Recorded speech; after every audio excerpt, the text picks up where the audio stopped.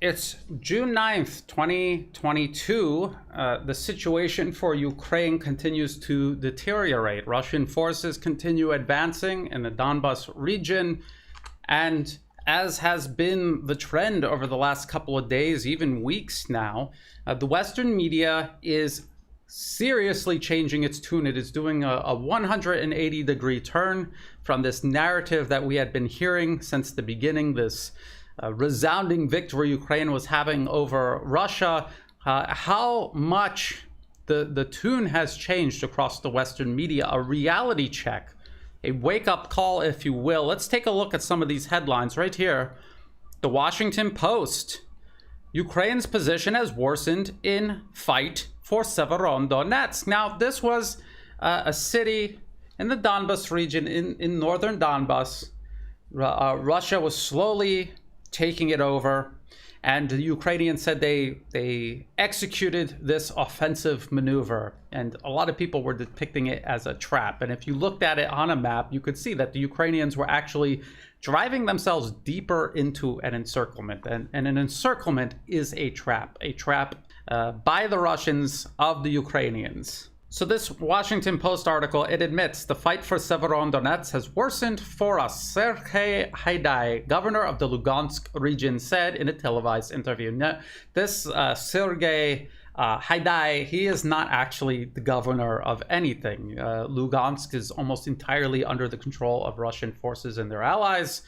This guy is just claiming to be the governor. He is the appointed governor by Kiev. He no longer has any authority at all whatsoever over the Lugansk region. Russian forces have been shelling and expanding their footprint in the city, though Ukrainian troops remain in control of its industrial zone. This is a zone all the way in the west of the city, the very corner of it. So Russia essentially holds the majority of the city, except for this small industrial zone. It's a miniature version of Mariupol all over again. The article continues. The creeping losses come as the West scrambles to send Ukraine more firepower as fighting in the country's eastern Donbas region intensifies. On Monday, Britain said it would send rocket launch systems that can be used to strike targets up to 50 miles away, despite threats from the Kremlin that it would retaliate. The announcement follows a pledge by the United States to send Ukraine similar weapons. These are the M270s and the HIMARS.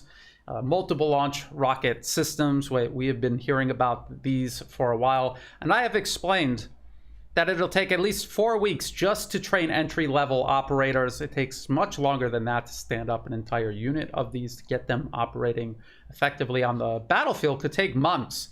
Plus, there are very serious logistical requirements to use these properly on the battlefield that Ukraine cannot meet. The Washington Post said it'll take a few weeks to train Ukrainians on how to use these weapons, but again, that is not true. They are cutting corners, and they're going to be sending these weapon systems out onto the battlefield with inexperienced crews who are not going to use them to their full potential, and they will just be destroyed, just like all of the other heavy weapons that Ukraine had at the beginning of this conflict. At the end of February, Ukraine had multiple launch rocket systems with similar capabilities to the ones the US and UK are sending, and they were all destroyed by Russia.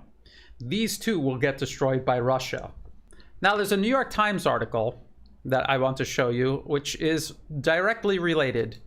High-tech Western weapons pose challenge for untrained Ukrainian soldiers. Ukrainian fighters are getting increasingly sophisticated weaponry from abroad. Some have been reduced to Googling instructions. This is what I've been talking about. It says, nobody knows how to use it. It's like being given an iPhone 13 and only being able to make phone calls. This is a Ukrainian soldier saying this. They say, beyond the urgent need for the tools of war, Ukrainian troops need to know how to use them without proper training. The same dilemma facing this previously mentioned Ukrainian soldier and their unit and their one piece of equipment they couldn't figure out how to use, it'll be pervasive on a much larger scale. This is what the New York Times is saying. Analysts say that providing weapons without sufficient training risks repeating the United States' failed approach in Afghanistan, where it supplied the Afghan military with equipment that couldn't be maintained without massive logistical support. So that's actually a second problem. Training them to use it effectively. That's one problem they absolutely cannot overcome. It takes months. They don't have months. This massive logistical support, this is the second problem they have. They also have no way of overcoming this. So it's essentially, they're sending these heavy weapon systems. Someone is going to get paid money for this, for them. But they're not going to do anything at all to aid Ukraine on the battlefield. They are losing this war. This will not even contribute towards even slightly slowing it down. There's a third article, also from the New York Times. U.S. lacks a clear picture of Ukraine's war strategy. Officials say intelligence agencies know far more about Russia's military, even as the United States ships billions of dollars in weapons to the Ukrainians. Do you believe that? I don't believe that. I think the United States knows plenty about Ukraine. They know they have absolutely no way of winning this war. They know these weapons are going to go to waste, except for the contractors making hundreds of millions of dollars. The article says, President Vladimir Zelensky of Ukraine has provided near daily updates of Russia's invasion on social media. Viral video posts have shown the effectiveness of Western weapons in the hands of Ukrainian forces, and the Pentagon has regularly held briefings on developments in the war. And I've been covering this almost day by day, week by week, for many weeks, for a couple of months now. And I've shown how all of that is war propaganda. War propaganda that is incredibly easy to see through if you want to see through it. The article continues, but despite the flow of all of this news to the public, American intelligence agencies have less information than they would like about Ukraine's operations and possess a far better picture of Russia's military, its planned operations, and its successes and failures, according to current and former officials. Governments often withhold information from the public for operational security, but these information gaps within the U.S. government could make it more difficult for the Biden administration to decide how to target military aid as it sends billions of dollars in weapons to Ukraine. Again, these are just excuses for why the U.S. government was lying to the public, Western intelligence agencies were lying to the public, and why the Western media collectively has been lying to the public. They all knew Ukraine was losing. They covered it up, and they covered it up with lies and war propaganda.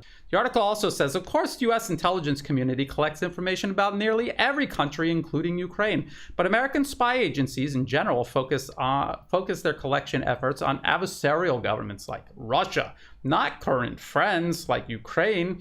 And while Russia has been a top priority for American spies for 75 years, when it comes to the Ukrainians, the United States has worked on building up their intelligence service, not spying on their government. The result, former officials said, has been some blind spots. No, it's not true. It's things they want you to think they were blind regarding, things they fully knew, and things they deliberately withheld telling the public. This is the excuse the collective West, the governments, the intelligence agencies, the media organizations, this is the excuse they're going to use. Ukraine didn't tell them. They had no idea what the real picture was. When people like me with no intelligence assets at all whatsoever, I was able to figure this out by just seeing straight through their lies. So that's what this is. This is an excuse. This is nowhere near reality. There's no one in the media, no one in the government, no one in any Western intelligence agency that actually thought any of this. And if you read that article all the way to the end, they're talking about the potential cost if the intelligence community cannot present a fuller picture to the public or Congress about Ukraine's military prospects. In other words, can they defeat Russia or not? And the answer is they cannot.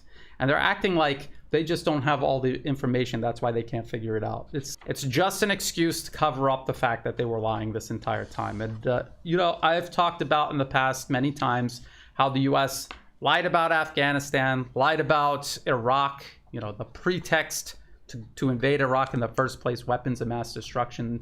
The U.S. knew Iraq did not have, would not have. It was a deliberate lie.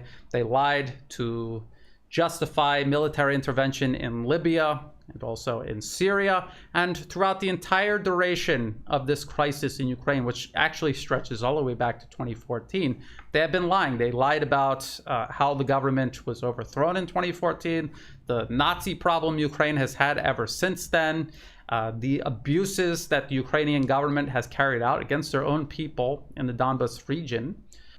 It's not the first time they were trying to tell the truth and they just didn't have a complete picture. So this is the New York Times just getting done lying to you since February. Now they're lying to you about how they lied to you.